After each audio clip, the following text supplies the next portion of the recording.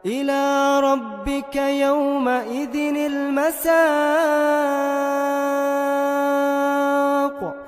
فلا صدق ولا صلى ولكن كذب وتولى ثم ذهب إلى أهله يتمطى أولى لك فأولى ثم أولى لك فأولى أيحسب الإنسان أن يترك سدى ألم يك نطفة من مني يمنى ثم كان علقة فخلق فسوى فجعل منه الزوجين الذكر والأنثى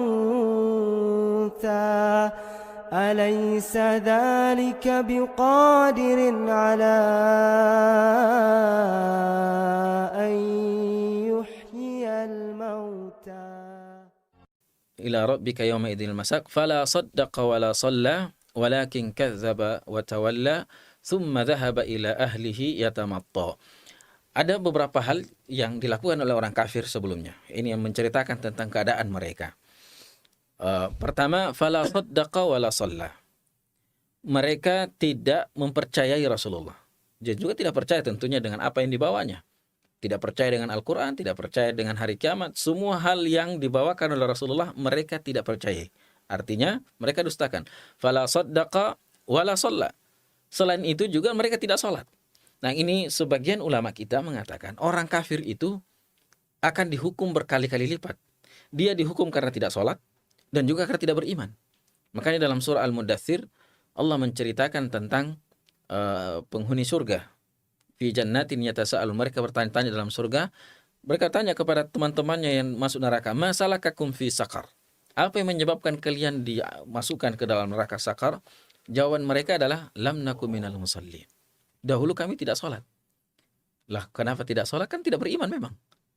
Nah, makanya di dalam pelajaran fikih, termasuk Ibnu Qayyim al-Jauziyah dalam kitab Ahli Zimmah, beliau menjelaskan tentang apakah orang kafir itu wajib melakukan syariat Islam.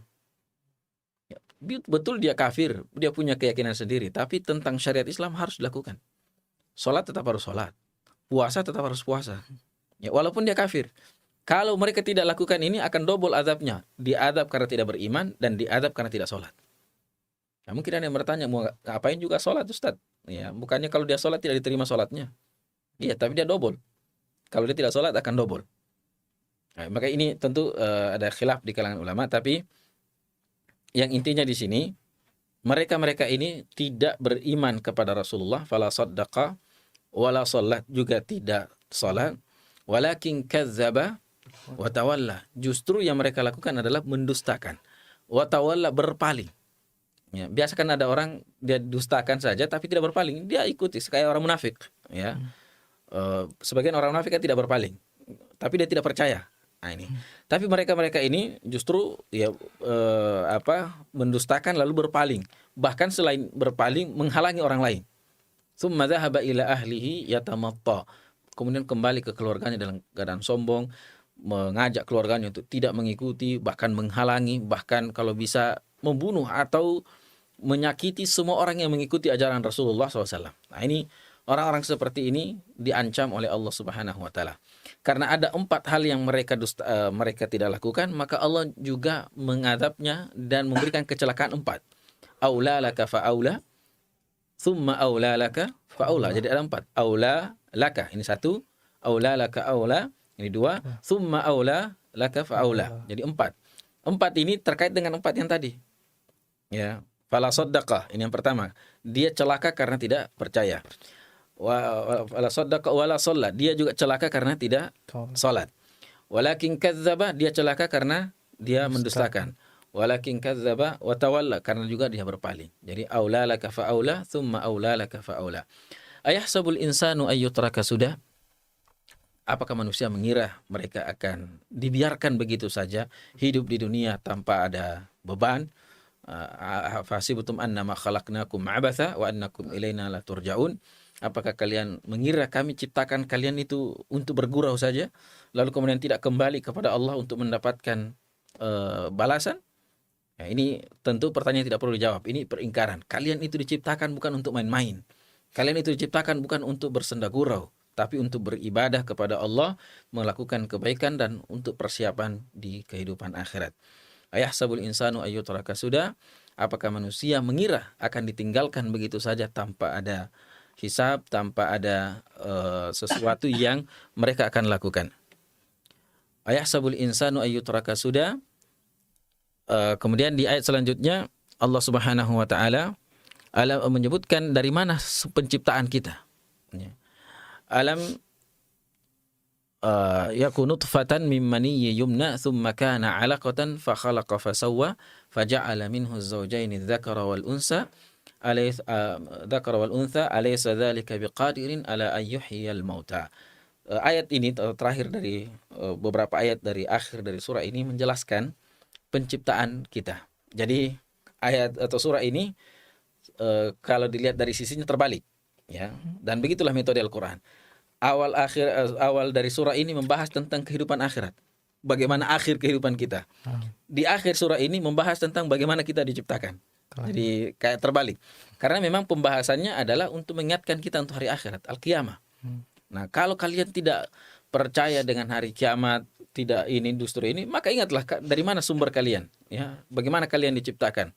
Kalian diciptakan bukan untuk main-main. Alam yakunu nutfatan mim maniyyin yumna. Kalian dahulu itu hanya terbuat dari tetesan air mani, tetesan sperma. Itu pun dari sekian sperma yang keluar, hanya satu yang berhasil. Dan itu disebutkan oleh Allah mimma'in mahin, dari air yang hina. Alam yakunu nutfatan mim maniyyin yumna thumma kana 'alaqatan fa khalaqa fa sawwa. Kemudian dari mani itu berubah menjadi segumpal darah, kemudian segumpal daging, kemudian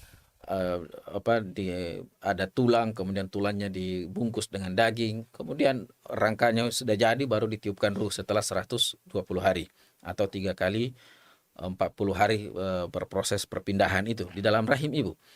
Nah, setelah itu alam yakun nutfatan min maniyyin yumna thumma kana 'alaqatan fa khalaqa fa sawwa faja'ala minhu az-zawjayn adh-dhakara wal unsa. Allah menciptakan berpasang-pasangan, ada laki-laki, ada perempuan. Ini semua adalah kuasa Allah Subhanahu wa taala.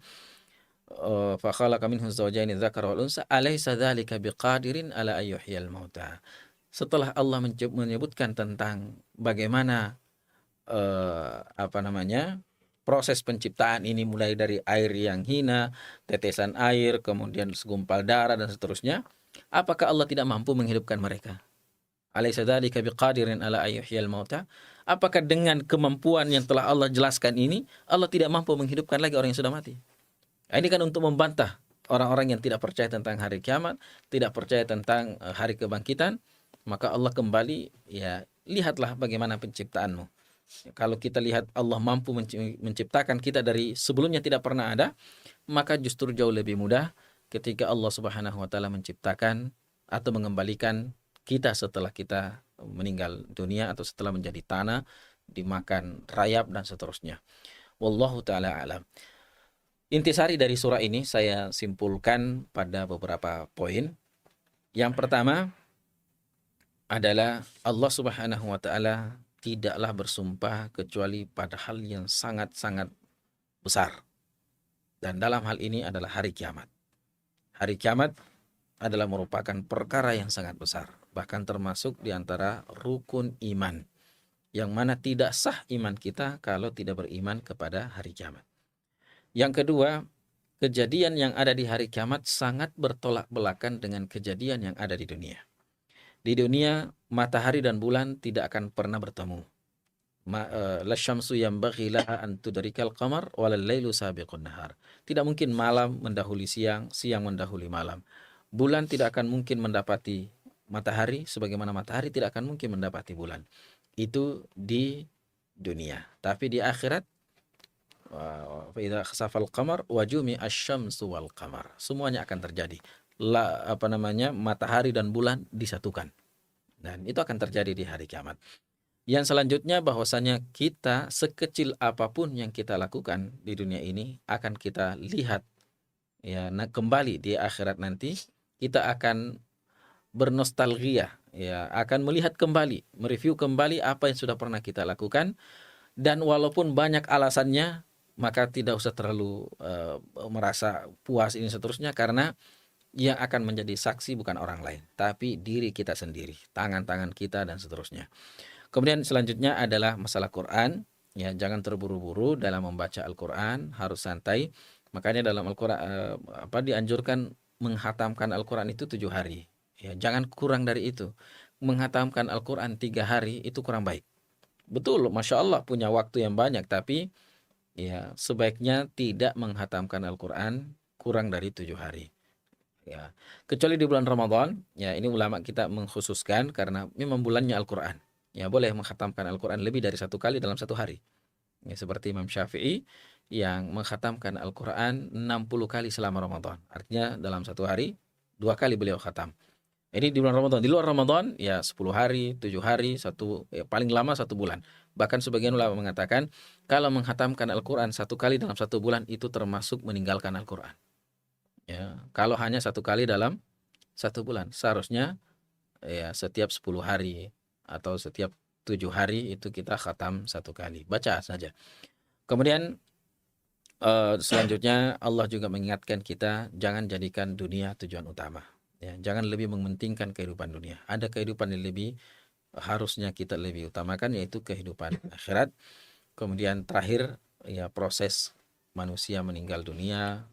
Lalu kemudian orang-orang yang kafir akan mendapatkan ganjarannya, orang yang beriman akan berseri-seri mukanya karena melihat wajah Allah Subhanahu wa taala. Semua ini akan terjadi di hari kiamat, akan terjadi di hari kemudian, dan kita sebagai orang beriman wajib mempercayainya karena ini adalah firman Allah Subhanahu wa taala. Demikian yang bisa kami simpulkan dari surah yang mulia ini. Semoga Allah Subhanahu wa taala memberikan keyakinan dan keimanan yang kuat kepada kita tentang hari kiamat. Amin ya rabbal alamin.